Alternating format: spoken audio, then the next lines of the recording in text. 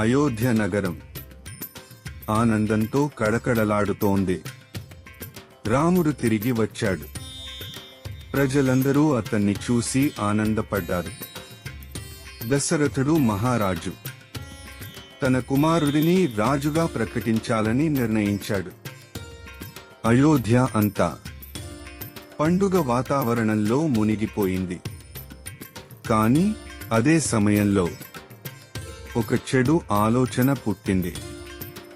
మంథర కైకేయి వద్దకు వెళ్లి చెప్పింది, రాముడు రాజు అయితే నీ కుమారుడు భరతుడుకి ఏం జరుగుతుంది? ఆ మాటలు విన్న కైకేయి మనసు మార్చుకుంది. ఆమె కోపంతో దశరథుడి దగ్గరకు వెళ్ళింది. మీరు నాకు ఇచ్చిన 2 వరాలు గుర్తున్నాయా అని అడిగింది. దశరథుడు అన్నాడు, అవును, అడుగు. అప్పుడు కైకేయి చెప్పింది, భరతుడిని రాజుగా చేయాలి, రాముడిని 14 సంవత్సరాలు వనవాసానికి పంపాలి. ఆ మాటలు విన్న వెంటనే దశరథుడు విభ్రాంతి అయ్యాడు. అతను చాలా బాధపడ్డాడు. కాని ఇచ్చిన మాటను తిరస్కరించలేకపోయాడు.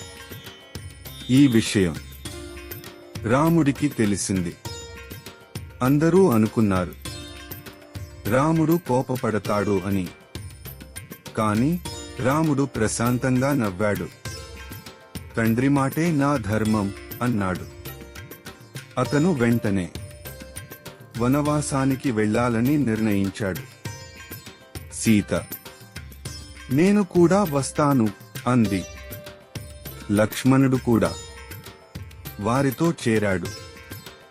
అలా ముగ్గురూ కలిసి అరణ్యానికి బయలుదేరారు. అయోధ్య నగరం విషాదంలో మునిగిపోయింది. రాముడు అరణ్యంలో ఏం ఎదుర్కొంటాడు? భరతుడు ఈ విషయం తెలుసుకున్నప్పుడు ఏం చేస్తాడు?